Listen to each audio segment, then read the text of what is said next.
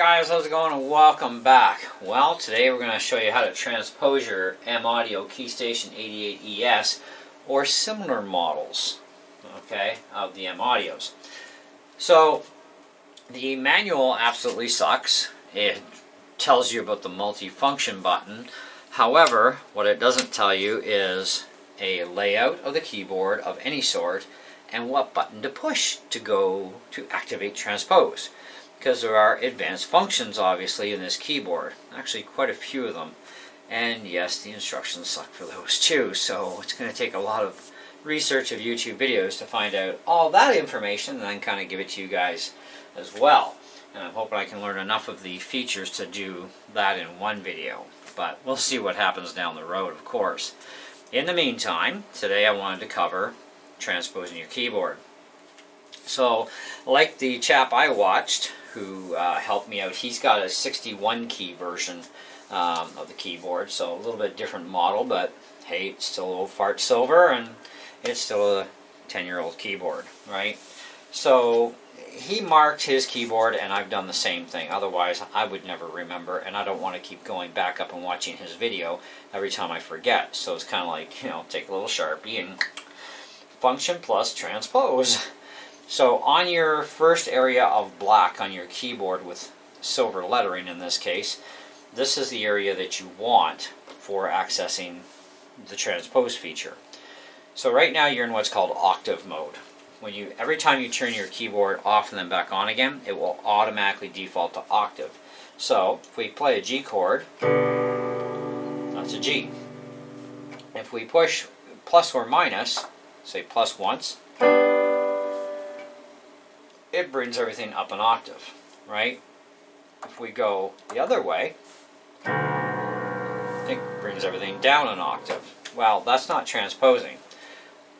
Now, I don't know why they would put an octave feature on the keyboard other than for maybe you have a favorite playing position and certain keys you absolutely don't use. Maybe that could be why. But we could have used a little diagram that says press this and press this key, maybe some kind of a chart with a line this way and then down, and then that would say transpose on it, because they tell you look for the transpose button, and it's like, where? You're not helping me any because it's not marked. So press advanced functions once, go to this section of your keyboard. Now if you have less keys, it may be down this way, of course. The majority of these older M Audios are going to be the same thing. It's going to be in here, and you're going to hit advanced function, and you're going to press the D sharp. Okay, so this is all labeled A, B, C, D, E, F, G, A, B, C, D, 1, E1, F1, and so on. So you need the 1 series, not the O series, the 1 series. Okay, and so you press D sharp once, let go. That's it. Light goes off. Now we're in transpose mode.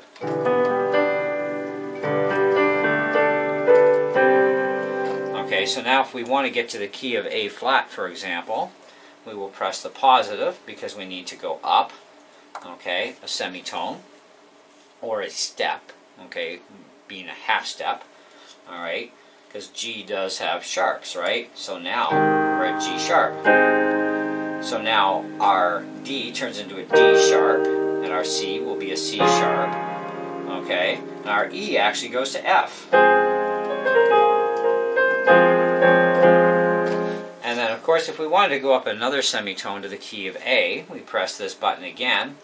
Now, we don't have a digital display, and the light doesn't flash each time we press a button, so we have to kind of keep track. But we got plus 12 or minus 12 half steps, right? Or it could be a step, because E and F is actually a full step, even though you press the button once, and B goes to C. So those are the two exceptional chords where there is no E sharp and there is no B sharp in this. So yes, B goes to C and E goes to F. And the same thing would work on a guitar, going up from the key of G to A flat, you need a G sharp, which is A flat, so you would put the capo on the first fret, go into the key of A, second fret with the capo, and it's still playing the same formations that you're used to. Okay, so this comes in really handy for singers that you need to accommodate in your group, right? And if you are a singer yourself, even though you may know those advanced chords and how to do them, they don't always work out depending on the song. Some songs they will work, but other songs they won't. But you also got to be able to sing in your own key range as well, and your singers need to be able to sing in their key range, because if you're playing something that's out of their range, they're going to sound really bad. Okay, so you need to be able to accommodate, and guitar players need to do the same thing. They need to accommodate, and sometimes, yes, the advanced chords on a guitar will work to play into those keys, but sometimes they actually don't, and you have to use a capo. So anyway, so now we're going to go in the key of A flat. So in E A flat, I'm going to play the G formation, the D, the C, and the E.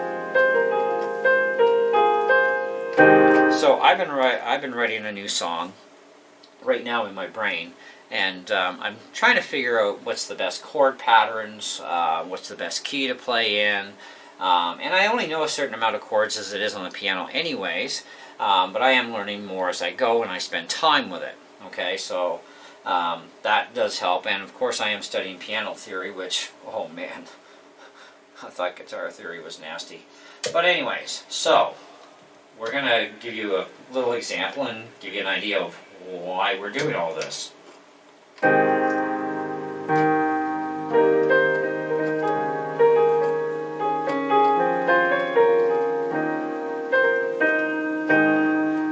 Now, some of the chords these are going to be are not regular G, C's, and D's. They're actually like fifths.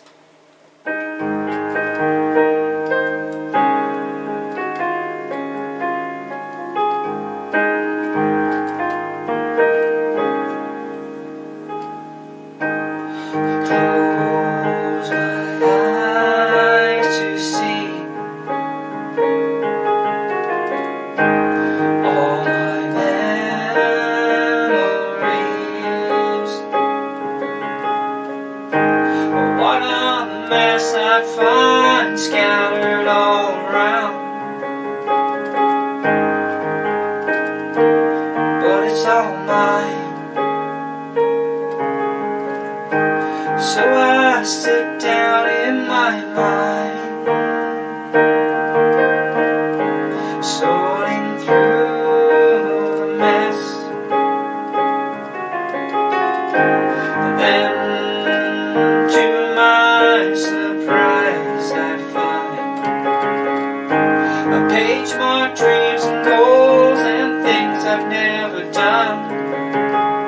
And I look around to see,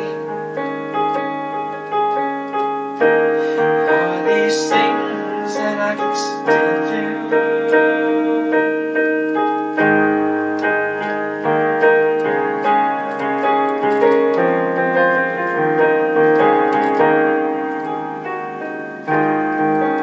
So I'm kind of working on it, right? But what I'm finding is that I'm somewhat comfortable doing this in A flat, but I am going to try it in different keys because I want to match a certain tone vocally and for the song, right? And I'm also stepping outside my comfort zone trying to write non-Christian stuff for a change. I have nothing against the stuff I've been writing and playing for decades, but I do want to have more of, I guess, me, into this. So I'm kind of working on that. But one thing I also want to mention too, while we're here, before we go, is the modulation control. You'll notice that the control is actually down lower here instead of being centered. Now this is the pitch wheel, so it works for some sounds but not others, and that's fine. But one of the things I wanted to point out, okay, now we're playing a grand piano, Yamaha Grand, I guess they call it. So that's got a little bit of bite to it. So what you can do, you can kind of really tone it out. It works like a tone control, right? It does lower the volume a little bit as you go. If we put it more centered,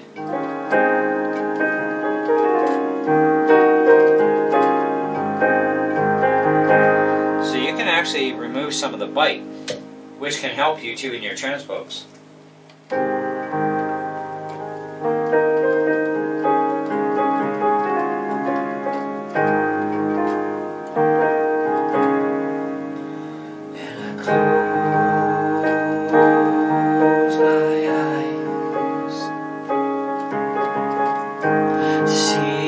All my memories,